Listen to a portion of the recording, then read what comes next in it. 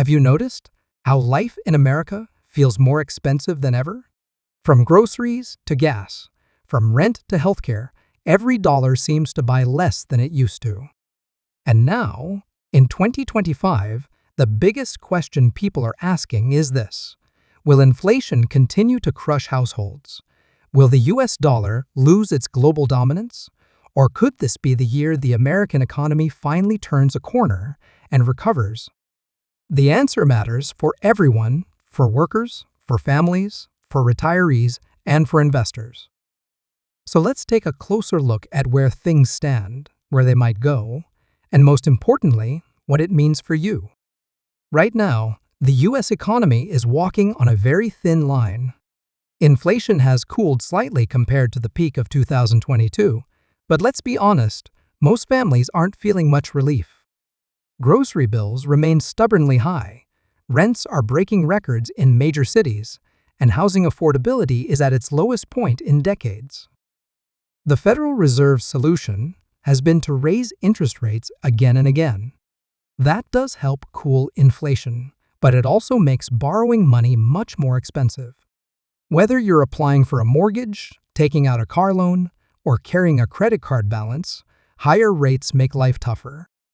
On top of that, the US government's national debt has climbed past $34 trillion, a number so large it almost doesn't feel real.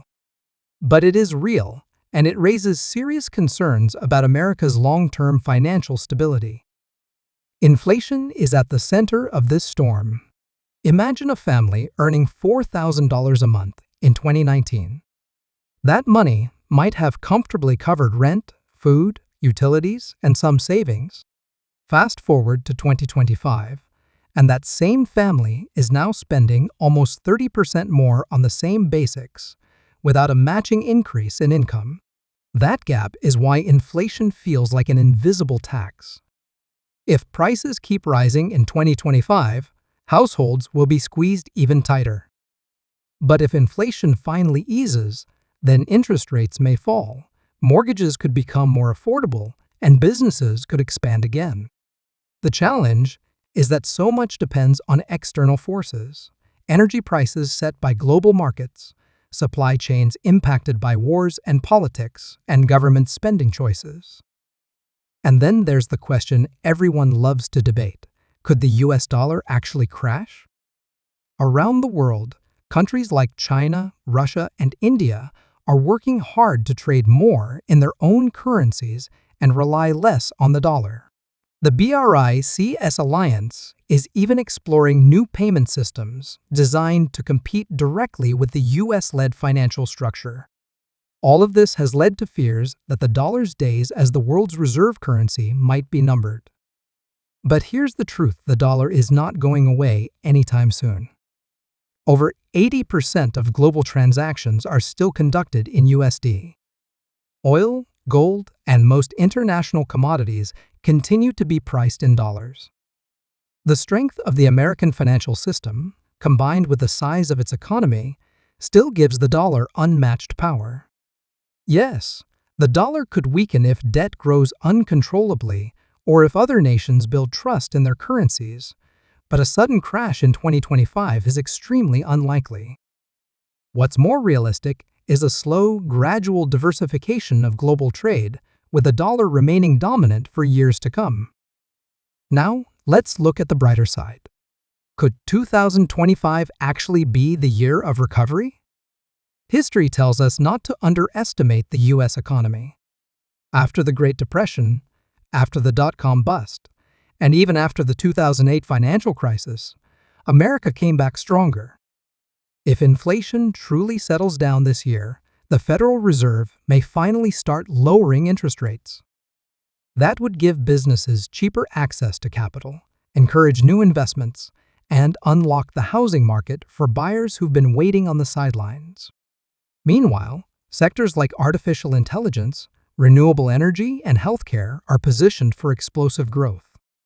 AI alone is already transforming industries from finance to medicine, creating new opportunities for jobs and investments. Renewable energy is attracting billions in both government incentives and private capital, while healthcare innovation is becoming a massive engine of economic activity as the population ages. These are not short-term trends. They are building blocks for the next wave of American growth. So where does this leave you?